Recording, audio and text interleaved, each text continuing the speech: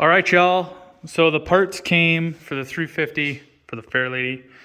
I did change the PVC and it slowed down the leak incredibly.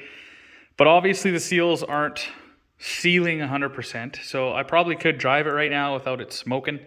But I said, what the hell, the parts are here. So this is how I start.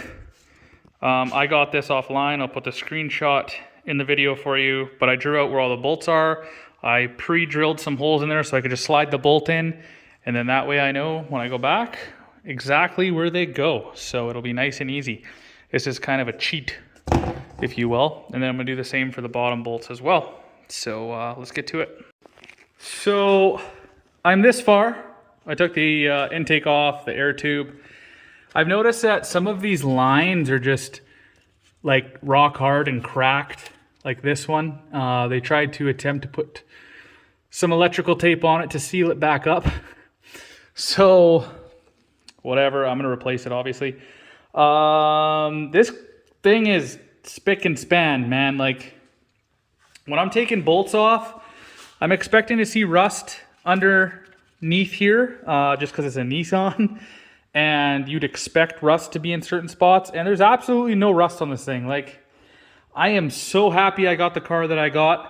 It has a little more mileage than I wanted. It has 140 on it, and there's tons with 105 to 120 for the same price. But I could see why this one was priced the way it was. Like, it's just mint.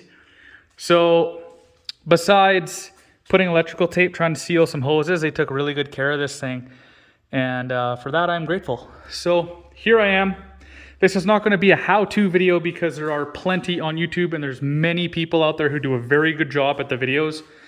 So I'm not going to replicate it on a how-to, but I will, however, when I go through it, I'll tell you guys snags that I run into, things that I'm doing to better the car while I'm in here, that sort of thing. But this is far from a how-to. So if that's what you're expecting, I do apologize.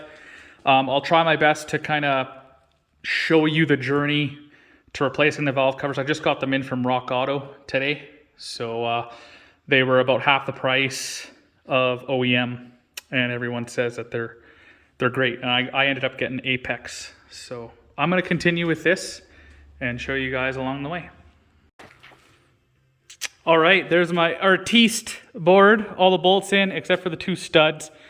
I will be putting those back in once this big guy is off. I'm ready to take it off.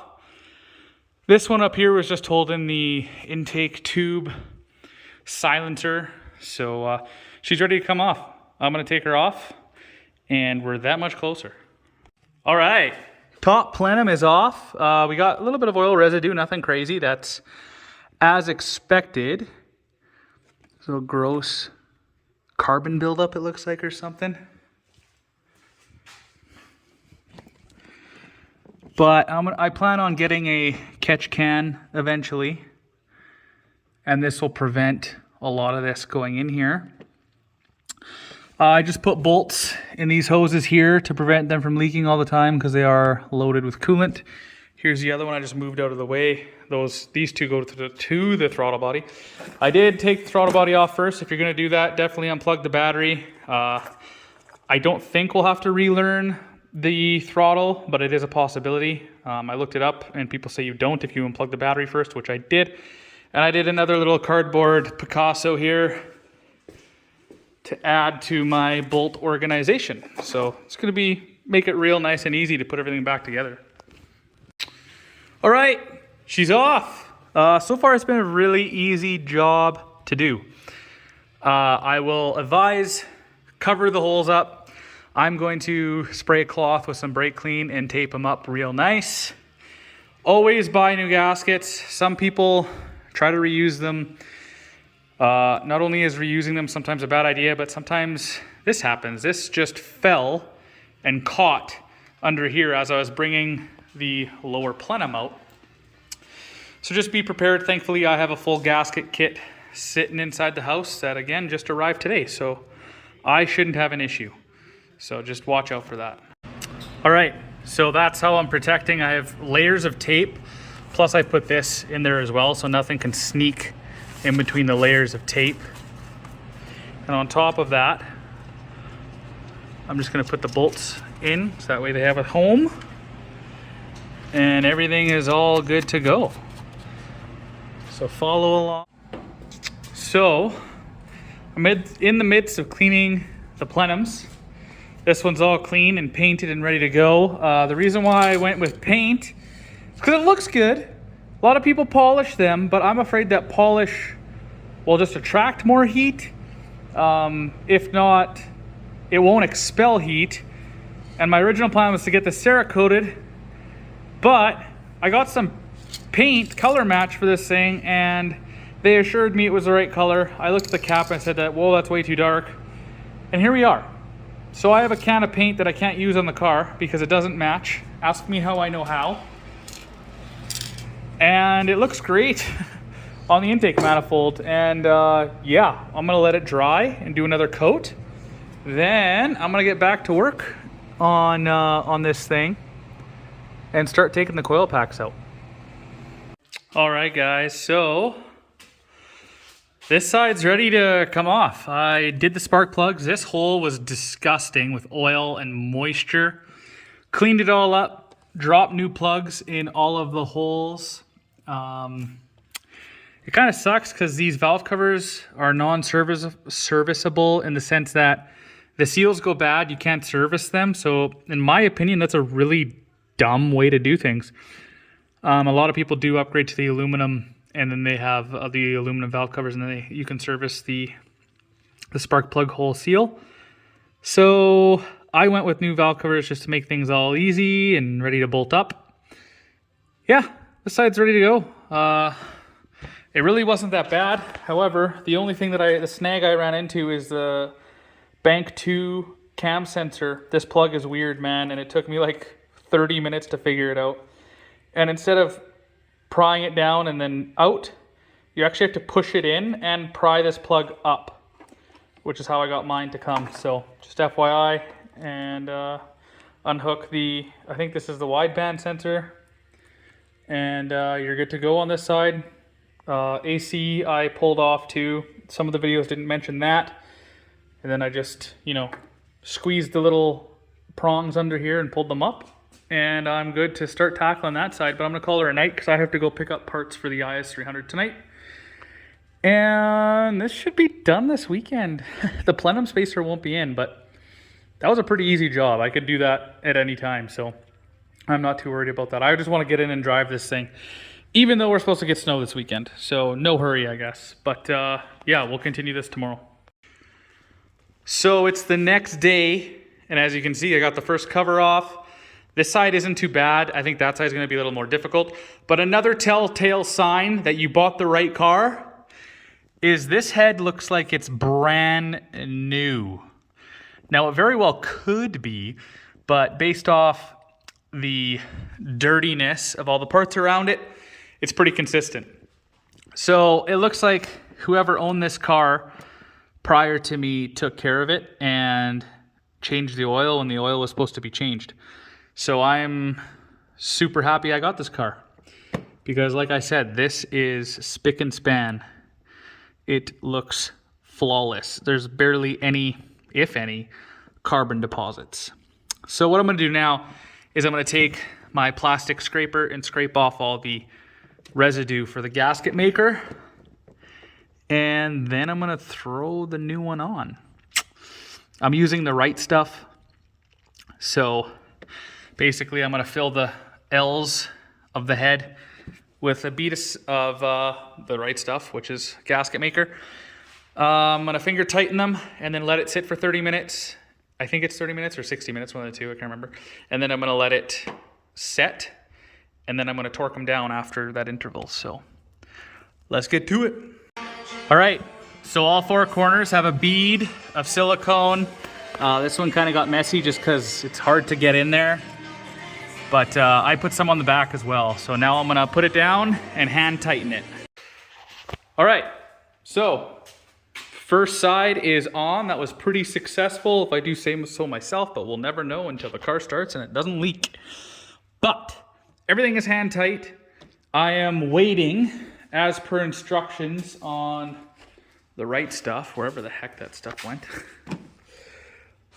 It says apply a continuous bead, surround all bolt holes. Obviously we're not doing that. Oh, you guys can't even see it. It says begin assembling parts within 5 minutes. Finger tighten bolts until gasket material begins to squeeze out, which it is, and then let dry for 60 minutes and then tighten to specific torque level. And then allow another 30 minutes to fill with fluid. So you can't see anything, but I'm trying to tell you guys. So I'm gonna wait an hour and then torque her down. Before I go sit down and wait for an hour, I'm just gonna show you I'm using a 1/4 inch torque wrench, a 10 mil, an extension, and a swivel for the back rear bolt underneath this heater hose here. I will flash the torque specs on the screen for you here. And we'll torque her in an hour. All right, she is torqued down in 2 stages. First one was up to 26 inch-pounds. Second one was up to 82 inch-pounds. So the first 26 inch-pounds is like almost like hand tight, if you will.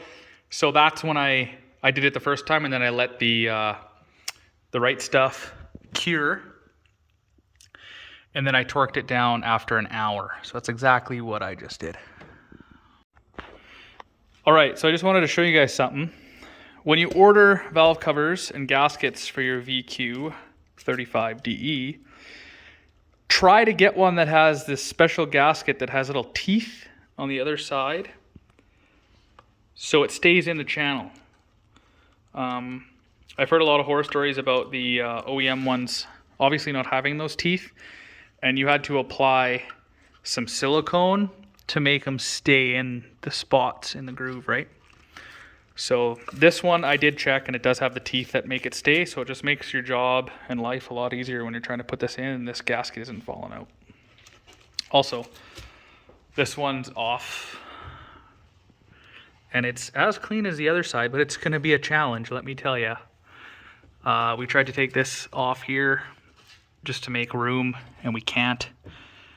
I mean, we probably could force it off, but we haven't tried that yet.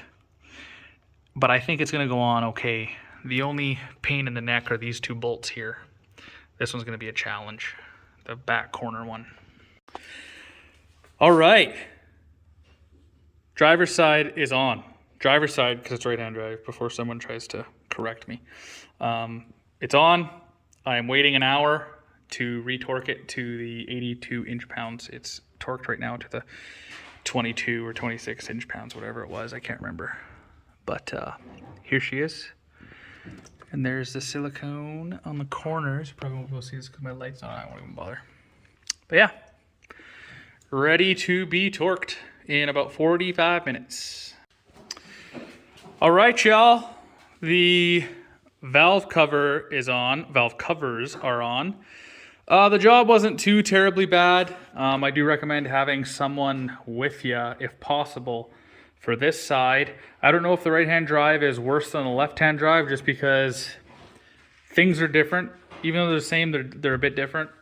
Our biggest thing was moving that fuel pressure out of the way, not taking it off, and then fighting that last bolt down there was an absolute pain. Getting it in there and then using your 2 fingers to slowly get it in the threads, and then of course putting your socket and then the torque wrench on it was a challenge.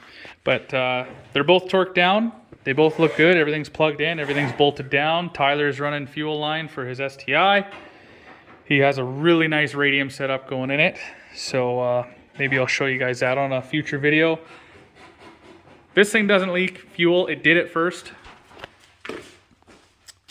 Right here, we started it, and this needed to be tighter, so we tightened it, and so far, so good. No leaks, so that's really awesome. This is about to be El Completo here, just waiting on a few parts. The plenum spacer and some silicone lines, and then she will be done. But that's all I have for you guys today, so as always, I hope you enjoyed the video. If you did, give it a thumbs up and subscribe. All right, everybody, peace.